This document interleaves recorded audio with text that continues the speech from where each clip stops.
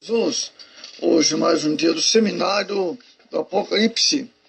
Esse que nos fala é Simão Maurício, da cidade de Pouso Redondo, Santa Catarina, Brasil, pregador e escritor da Palavra de Deus.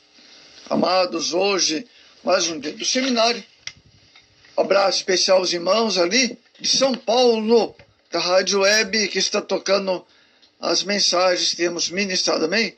Abraço, queridos, ali o irmão dirigente, que dirige ali seus programas de manhã, das 9h30 ao meio-dia, da Rádio Web de São Paulo. Amados, vamos ler o texto básico, vamos falar sobre a igreja de Éfeso.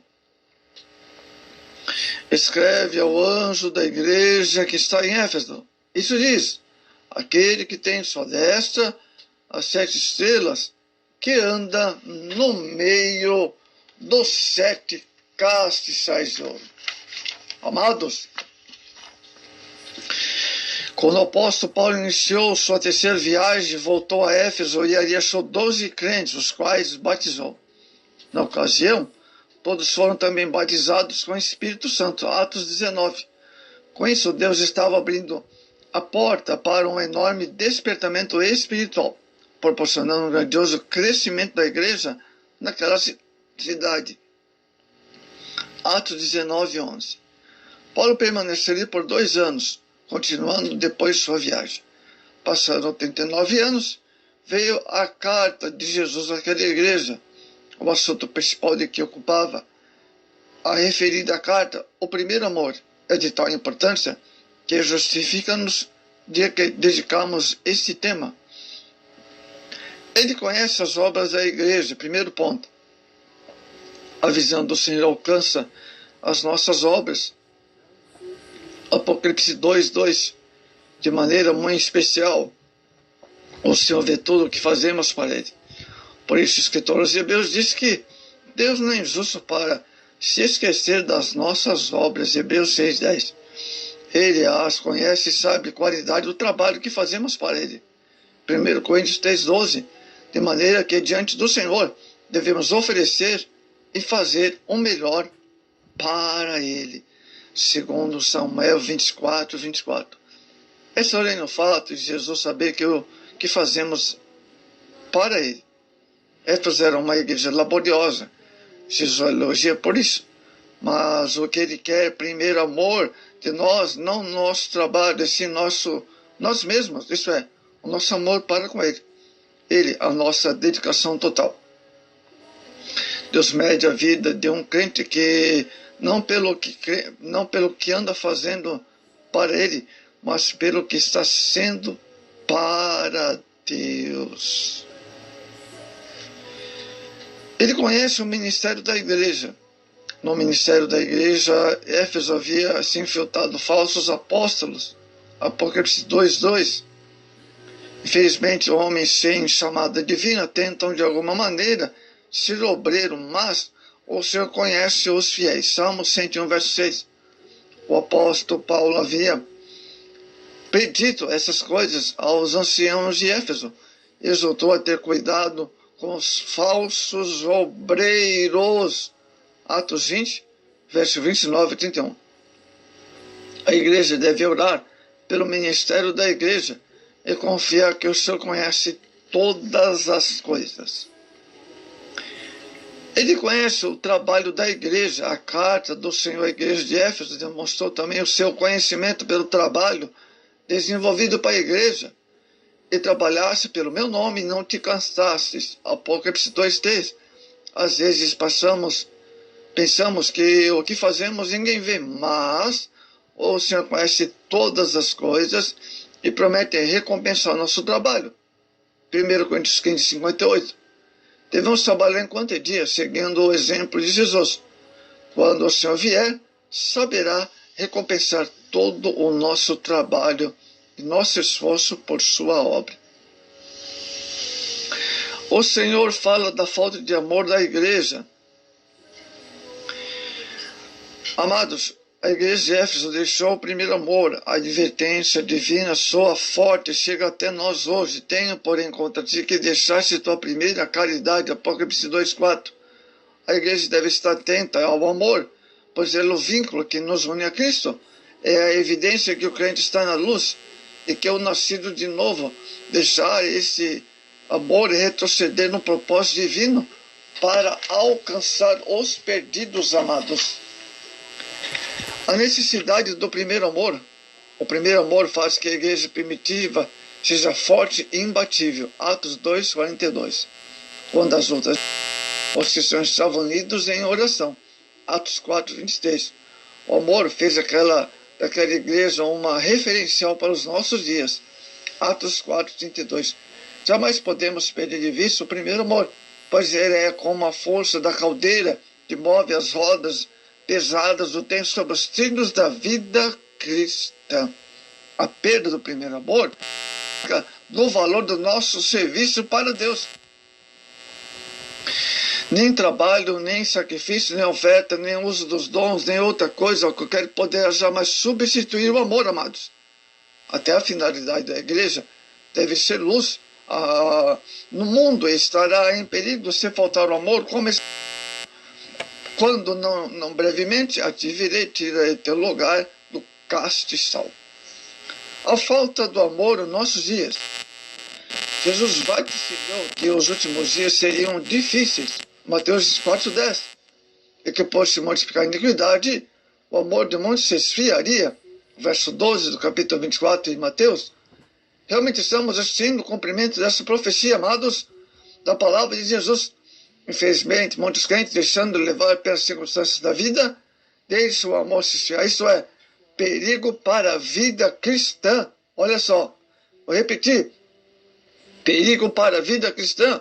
Devemos olhar para Jesus. Ele é nosso exemplar singular.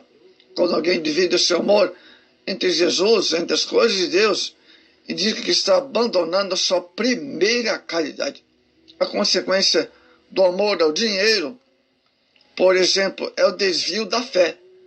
1 Timóteo 6:10. Aquele que ama o mundo e tudo quanto o mundo há, ou se mantém preso a um jogo desigual, está trocando seu primeiro amor por inimizade contra Deus. Pois a Bíblia diz que qualquer que quiser ser amigo do mundo, constituir-se inimigo de Deus. Tiago 4:4. Amados, o amor é a marca do verdadeiro cristão. Jesus foi enfático, amados irmãos, que ameis uns aos outros. Foi bem enfático, amados irmãos. Queridos, amados e diletos irmãos, Jesus foi enfático.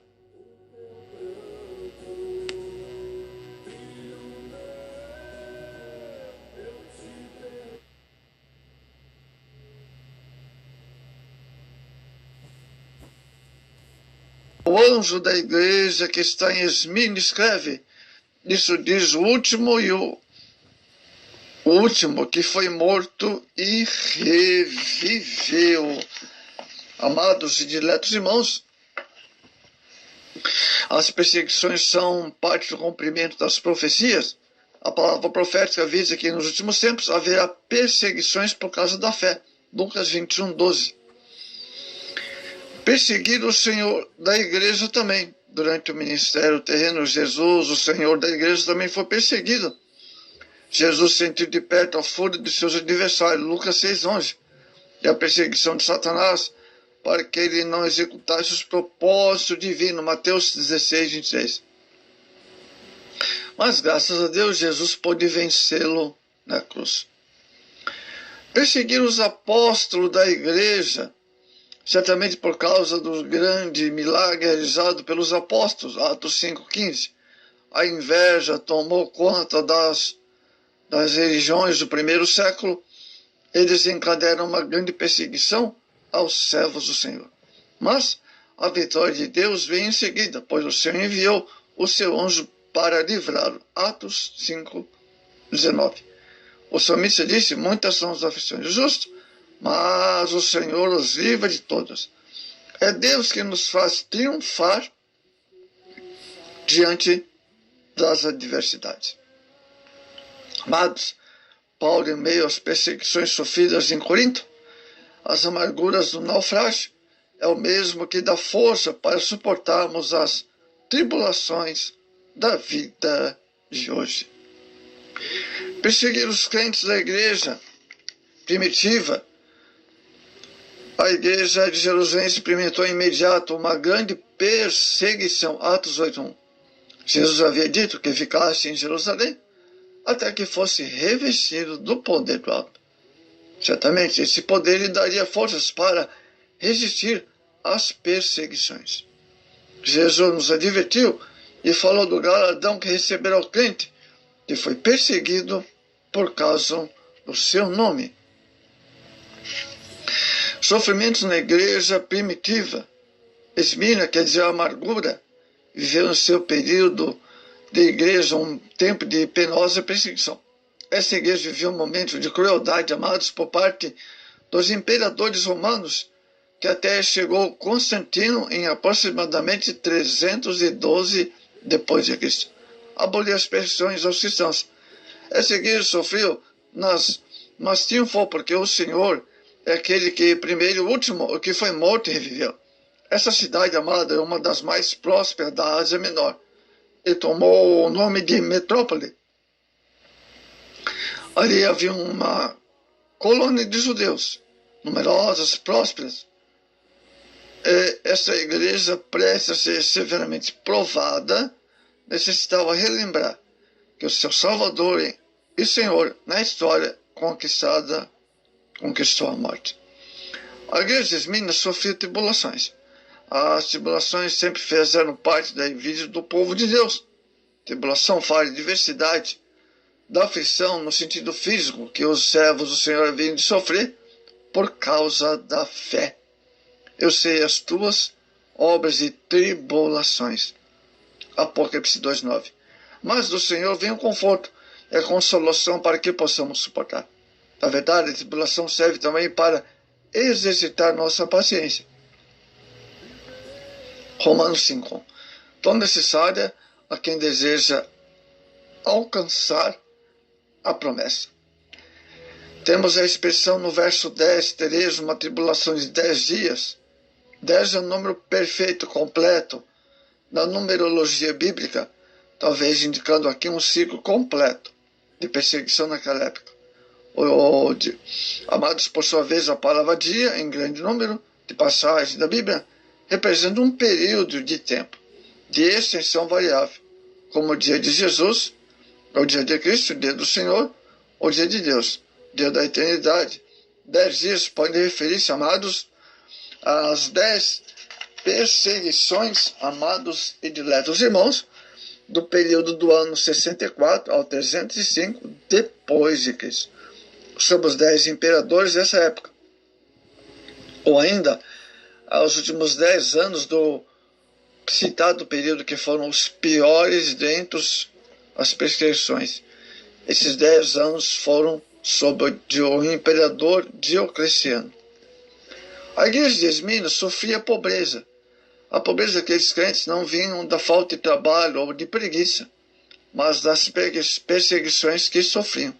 Eu sei as tuas obras de pobreza. Apocalipse 2:9. Suas propriedades foram confiscadas, reduzidas a nada, mas o Senhor os viu ricos. No verso 9. De sua graça e misericórdia. Este foi o padrão de Deus para o seu Filho Jesus. Infelizmente, no reino de Deus, há muitos ricos pobres e muitos pobres ricos. A igreja de Esmina sofria com a blasfêmia. O próprio Jesus, Senhor da igreja, sofreu a blasfêmia entre seu povo. E agora a igreja de Esmina sofria com a blasfêmia dos que diziam serem judeus. Apocalipse 2:9. O Senhor estava focalizado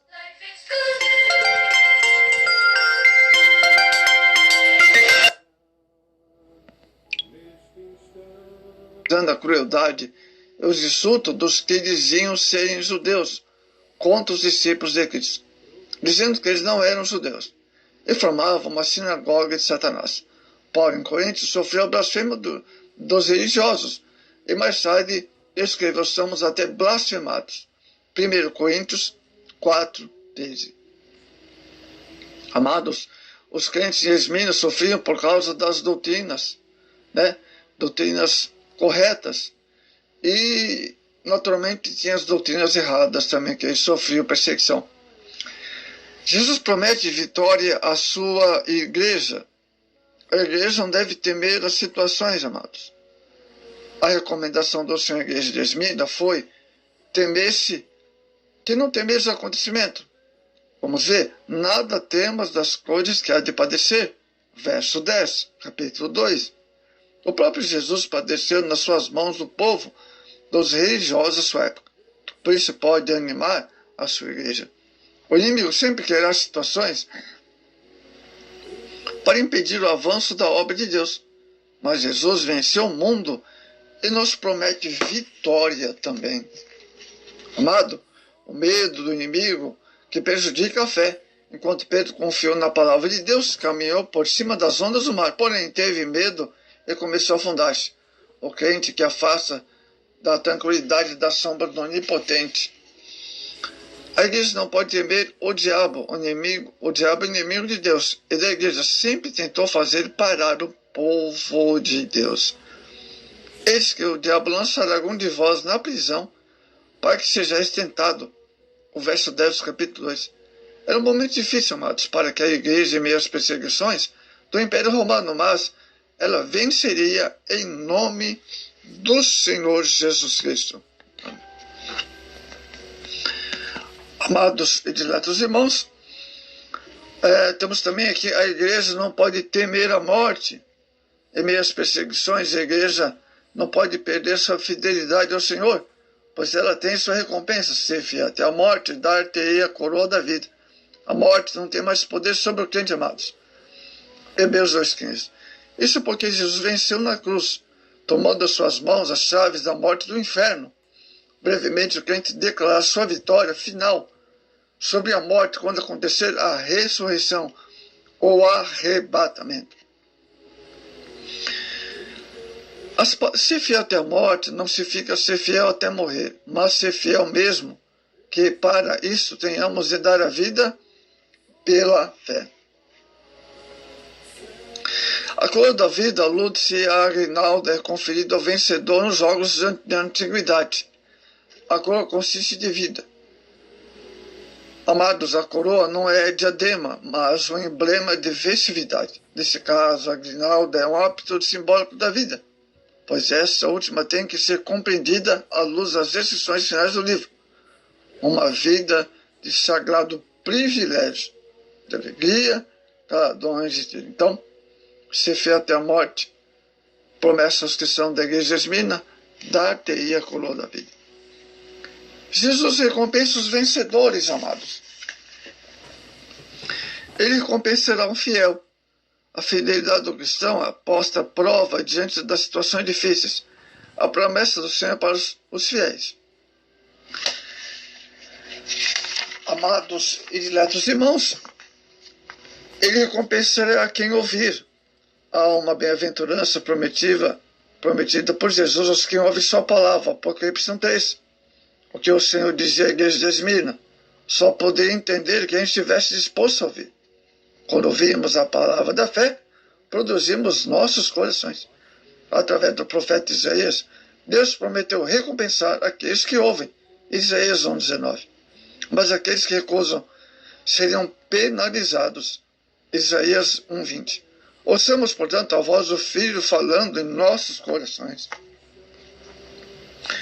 Ele recompensar quem vencer, amados. Apocalipse 2:11. A morte rondava os crentes de Esmirna de tal maneira que o Senhor prometeu: ao quem vencer, não receberá dano na segunda morte. A primeira morte é física, dolorosa e cruel. A segunda morte é eterna. Mas para quem está em Cristo, esta morte não alcança. Jesus prometeu a quem recebe, já passou da morte para a vida. Os que padecem pelo nome de Jesus, com ele viverão, serão glorificados e recompensados com grande galardão. O que vencer receberá a coroa da vida, verso 10. Depois da batalha final, todos que lutarem com Cristo serão coroados. A entrega das coroas terá um lugar diante do tribunal de Cristo, logo após o arrebatamento da igreja. Veja sobre essa recompensa 1 Coríntios 5:10, Romanos 14 e o verso 10. Amados e diletos irmãos, desde a inauguração da igreja, a igreja tem sido perseguida por Satanás. E Esmirna não foi diferente.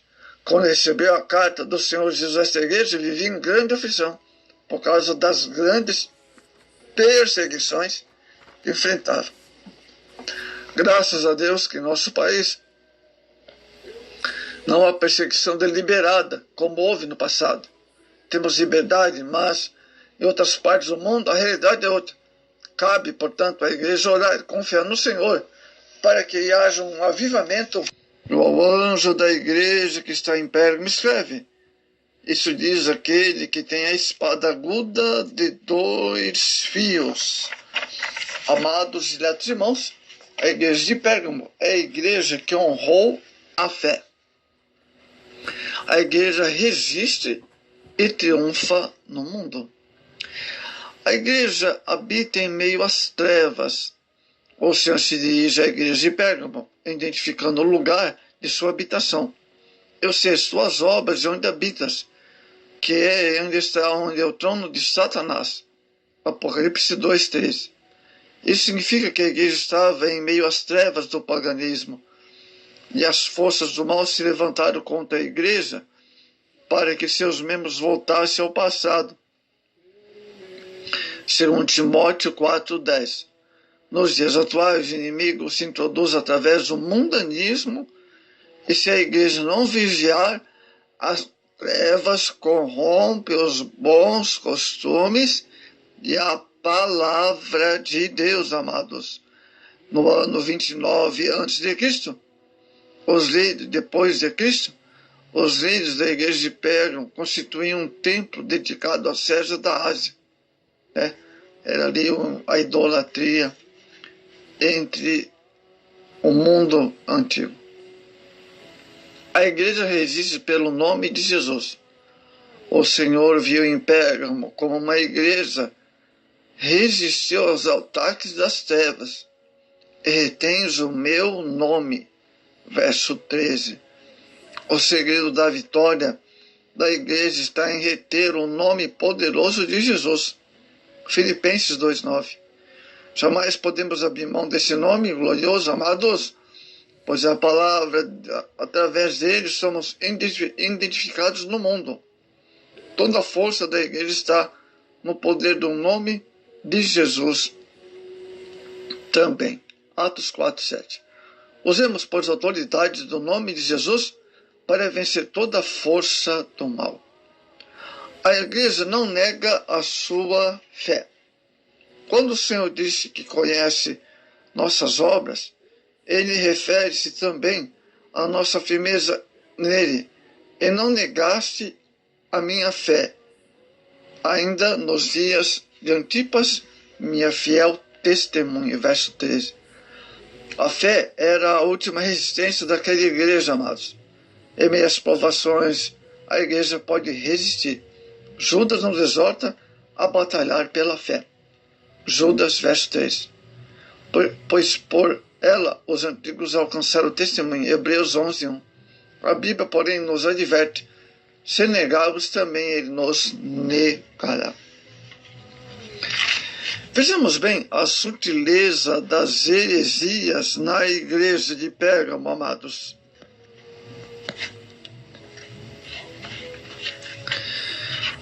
Amados, o inimigo sempre ataca com a sutileza. Por isso, os servos do passado advertiram a igreja contra a heresia. Paulo advertiu a igreja de Éfeso. Pedro escreveu suas cartas contra as heresias. João advertiu as igrejas. E Judas também escreveu contra tais hereges. Convém a igreja estar atenta, pois muitas heresias estão surgindo também nesse século XXI. O perigo das heresias.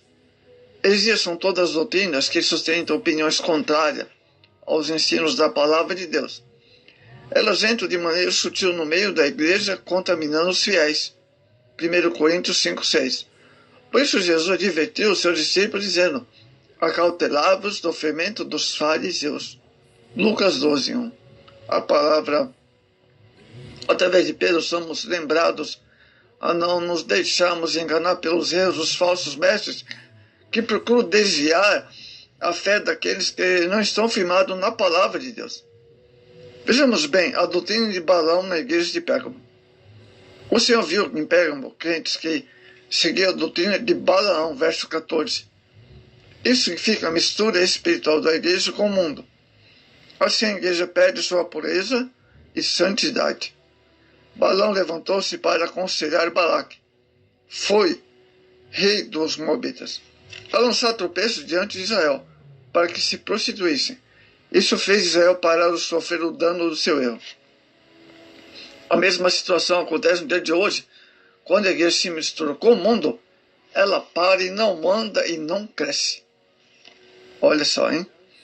A doutrina de Balaão é o compromisso com o mundo. É a mistura de coisas santas com a profana. É ter um pé na igreja e outro no mundo. Com semelhante ensino, esse grupo de Pérgamo ameaçava destruir a igreja. Afinal, quebra-se um elo de toda a corrente é inutilizada. Se apenas uma célula tornar-se cancerosa, todas o corpo logo sofrem. Uma ilustração aqui. A doutrina dos nicolaítas na igreja de Pérgamo.